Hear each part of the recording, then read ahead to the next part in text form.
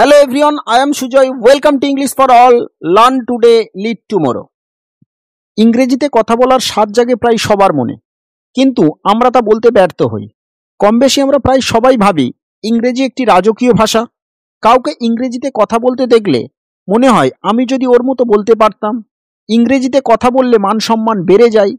আরও অনেকগুলি কারণের জন্য অ্যাকচুয়ালি ইংরেজির প্রতি কম বেশি প্রায় সকলের একটা লোভ রয়েছে। বেসিক্যালি কোন বিষয়গুলি জানলে আমরা সহজে ইংরেজিতে কথা বলতে পারবো, আজকের আলোচনা এই বিষয়গুলি নিয়ে। আরেকটি বিষয় আপনাদের জানিয়ে রাখি, যারা ইংরেজিতে কথা বলা শিখতে চান অথবা ইংরেজিতে দক্ষ হয়ে উঠতে চান, স্পেশালি তাদের জন্য এই চ্যানেলটি। মূলত 5টি বিষয় ইংরেজিতে কথা বলা শেখার জন্য আমাদের জানা খুব দরকার।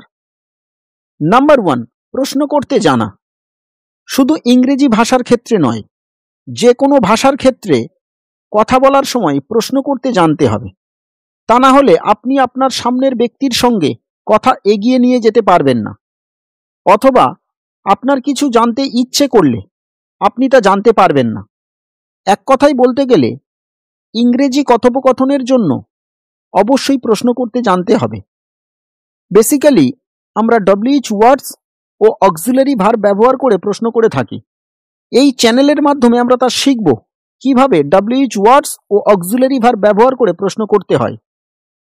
নাম্বার 2, প্রশ্নের উত্তর দিতে জানা।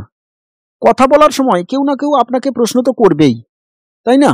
প্রশ্নের উত্তর আপনাকে দিতে হবে, সেজন্য প্রশ্নের উত্তর দিতে জানতে হবে। তা না হলে আপনি আপনার মনের ভাব সঠিকভাবে প্রকাশ করতে পারবেন না আপনার সামনের ব্যক্তির কাছে, যিনি আপনাকে প্রশ্ন করবেন। নাম্বার 3, প্রয়োজনীয় ওয়ার্ড মিনিং মনে রাখা। কারোর সঙ্গে কথোপকথনের সময় প্রশ্ন করা বা উত্তর দেওয়া অথবা নিজের মনের ভাব সঠিকভাবে প্রকাশ করার জন্য প্রয়োজনীয় ওয়ার্ড মিনিং আমাদের জানা খুব দরকার। সেই জন্য বেশ কিছু প্রয়োজনীয় ওয়ার্ড মিনিং আয়ত্ত করতে হবে। তবে এই ওয়ার্ড মিনিংয়ের সংখ্যা অধিক নয়। কিছু সংখ্যক ওয়ার্ড মিনিং মনে রাখতে পারলেই সহজে ইংরেজিতে কথা বলতে পারবেন।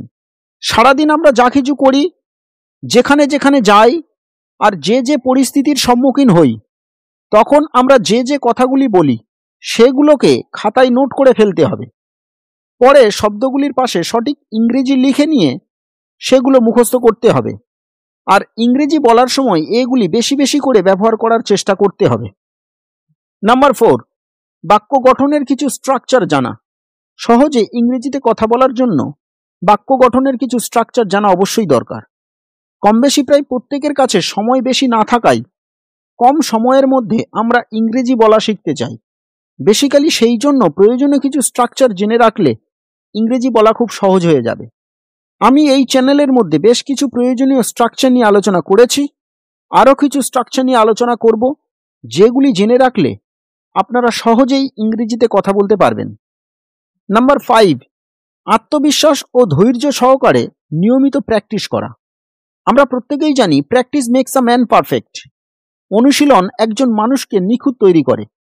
আমরা যখন প্র্যাকটিস করতে শুরু করি তখন আমরা অনেক সমস্যার সম্মুখীন হই।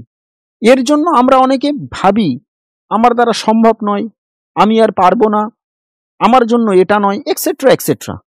ডিয়ার লার্নার্স, আত্মবিশ্বাস ও ধৈর্য একজন মানুষকে উচ্চ স্তরে নিয়ে যেতে পারে।